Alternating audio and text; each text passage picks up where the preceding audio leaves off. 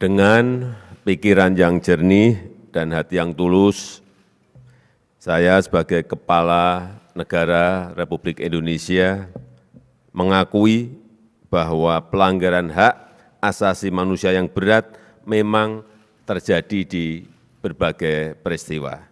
6. Peristiwa kerusuhan Mei 1998, saya menaruh simpati dan empati yang mendalam kepada para korban dan keluarga korban.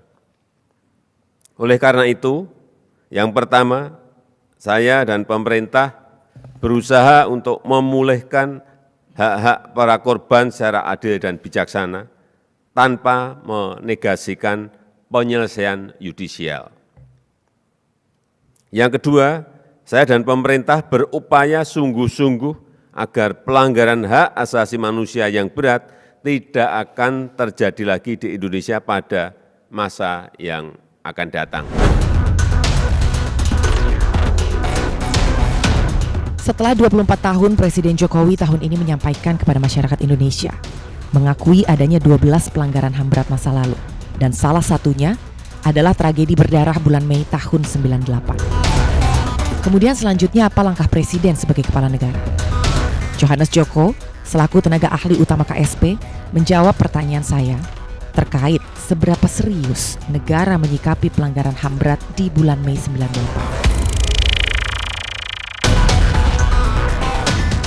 Saya mewakili masyarakat Indonesia dan ini memang adalah ruang untuk Mas Johannes gitu kan, untuk menyampaikan ini ke para pemirsa gitu. Sebenarnya negara serius nggak sih?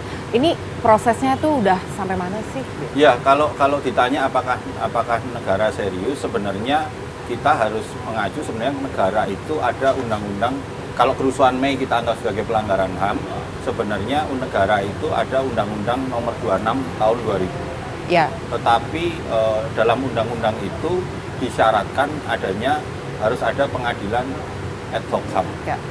Pengadilan ad hoc HAM itu harus ada rekomendasi dari DPR. Oke. Tetapi harus diingat pada tahun 2000-2001 DPR sudah membentuk pansus, terutama khususnya bukan untuk pelanggaran kasus Trisakti, Semanggi 1 dan Semanggi 2. Hasil dari pansus itu menyatakan tidak ada pelanggaran HAM. Nah, ini kan proses politik. Sementara pemerintah sendiri sebagai eksekutif untuk menjalankan undang-undang itu tidak bisa secara maksimal. Inilah yang sebenarnya kalau kita lihat ini sebenarnya saling Mbak. Ini terjadi satu bottleneck antara lembaga eksekutif, yudikatif dan legislatif. Setelah sekian tahun ini berjalan, maka satu langkah berani sebenarnya, satu langkah yang terobosan yang dilakukan oleh Bapak Presiden itu dengan beliau membentuk tim penanganan non-judisial ya. Yang kemarin diketuai oleh Pak Mahfud MD. Tim itu bekerja, kemudian di awal tahun 2023 Januari kemarin, tim itu melaporkan hasil kerjanya. Dan luar biasa, setelah hasil laporan itu Bapak Presiden menggelar konferensi pers.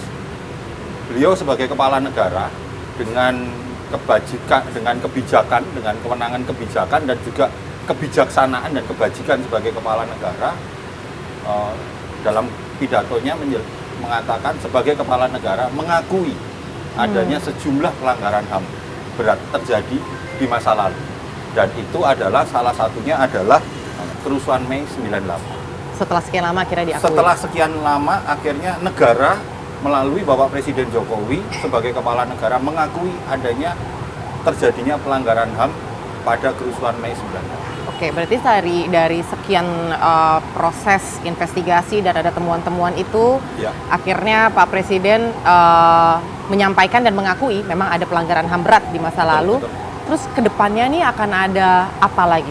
Nah, dari pernyataan Bapak Presiden itu saat ini ada tindak lanjutnya, Pak.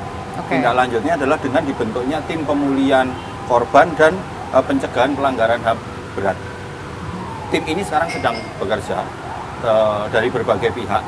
Di dalamnya ada mantan Komnas HAM, ada Pak BK, ada teman-teman dari KSP, dari kementerian lain yang terus bekerja. tim ini nanti kalau informasinya awal akhir Juni kalau tidak salah itu akan melakukan satu kick off, di mana kick off itu untuk menyatakan bahwa tim ini sedang bekerja. Kemudian langkah-langkah yang dilakukan adalah mereka sedang melakukan inventaris korban-korban dari pelanggaran HAM.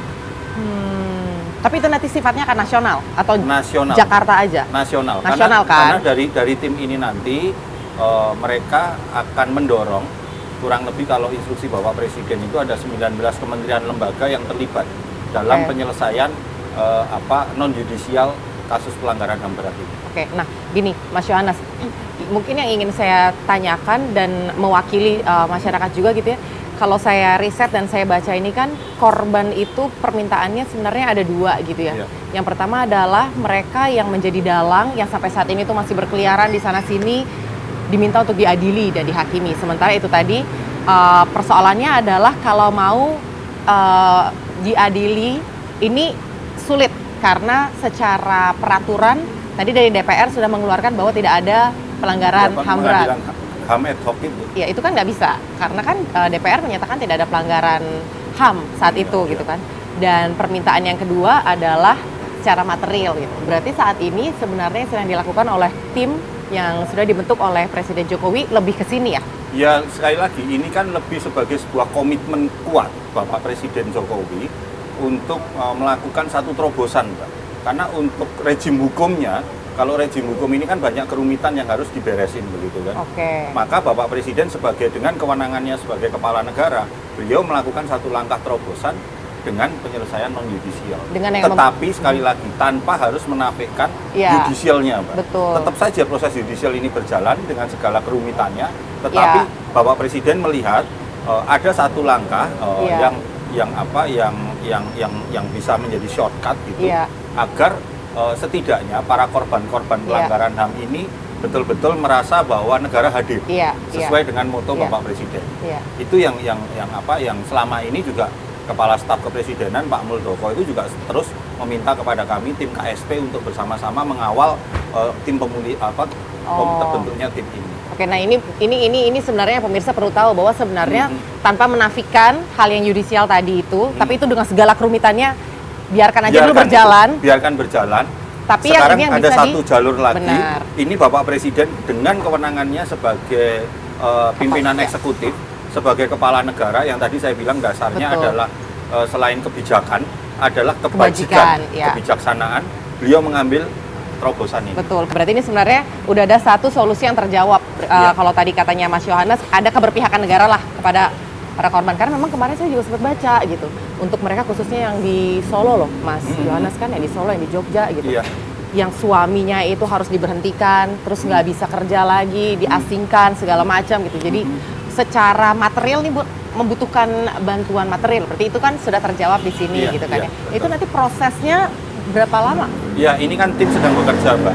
Saat ini tim sedang bekerja, kemudian mereka juga sedang menyiapkan mekanisme kerja agar bagaimana 19 KL yang menjadi arahan Bapak Presiden itu nantinya langkah-langkahnya seperti apa untuk mereka melakukan pemulihan non judicial ini.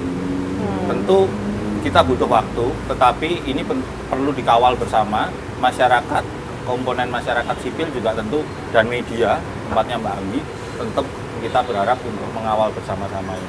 Iya, karena saya ngebayanginnya ini kan ada hampir ribuan korban ya, gitu kan? Ribuan bahkan ya kalau kita lihat dari 12 ini, kerusuhan Mei itu, kalau kita bicara kerusuhan Mei itu kan terjadinya di Palembang, Jakarta, Surabaya, kemudian Solo, Jogja relatif setahu saya enggak. Jogja kerusuhan Mei tidak, tapi ada kerusuhan Mei dalam artian bentrokan mahasiswa di Gejayan.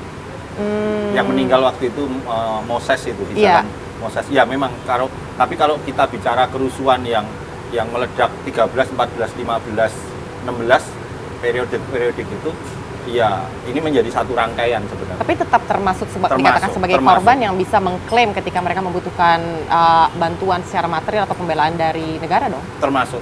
Nah itu dia. Karena itu satu rangkaian. Benar. Dengan sebanyak ini nih jumlah korban gitu kan ya, satu orang nih prosesnya berapa lama gitu kan? Sementara ya masa kepemimpinannya SOP dan mekanismenya lagi disusun sekarang ini. Dan kita berharap mudah-mudahan walaupun pemerintahan ini sampai 2024, selesai dari pemerintahan 2024, ini juga tetap dikawal oleh pemerintah. Mas Yohanes tadi kan bilang bahwa proyek ini gitu kan ya akan terus berjalan dan bahkan ketika nanti ganti kepemimpinan pun ya ini diharapkan tetap terus berjalan gitu. Tapi ada timeline khusus nggak? Kira-kira sebelum selesai masa pemerintahan Jokowi kurang lebih 2 bulan sebelumnya atau tidak sudah harus apa gitu timelinenya? Yang pasti yang akan dilakukan pasti yang pertama adalah verifikasi data korban kan. Karena data korban ini menjadi satu tantangan tersendiri dalam kita menyelesaikan pelanggaran HAM berat ini karena masalah waktu. Karena rata-rata pelanggaran HAM ini sudah kurang lebih 2 dasawarsa yang lalu. Tentu para korbannya, kemudian para pelaku korban dan pelakunya juga mungkin sudah ada yang meninggal juga. Tetapi sekarang ini kan yang terpenting adalah bagaimana dengan keluarga-keluarga korban. Nah, itulah yang sekarang oleh tim yang disebut tadi PKPKH itu mereka sedang melakukan verifikasi data korban sebanyak mungkin. Karena kalau tanpa ada data yang benar ya kita susah untuk melakukan langkah, tindakan dan juga apa sih yang harus yang tepat yang semestinya dilakukan kepada mereka. Selain tantangan memverifikasi data korban, ada kesulitan lain nggak ya? Mungkin teman-teman dari KSP pernah dengar gitu. Siapa tahu ada ancaman gitu dari mereka-mereka yang pernah terlibat gitu di masa lalu. Enggak, kalau ancaman sih ini sudah iklimnya udah demokratis ya. Sekarang kita situasinya sudah jauh berbeda. Kita berada dalam situasi yang lebih jauh demokratis, lebih transparan. Kalau terkait tadi kayak ancaman kita belum pernah dengar lagi. Itu udah nggak ada ya? Nggak ada. Yang ada adalah bagaimana teman-teman terutama masyarakat sipil tetap berharap agar penyelesaian judicial ini tetap didorong, tetap ada, tetapi juga apresiasi dari berbagai pihak terhadap langkah Bapak Presiden Jokowi untuk mengumumkan sebagai kepala negara telah terjadi pelanggaran HAM berat di 12 peristiwa itu. Iya, setelah sekian lama. Setelah sekian lama, setelah sekian banyak orang menanti, setelah sekian banyak keluarga yang tercederai, Bapak Presiden mengambil langkah itu.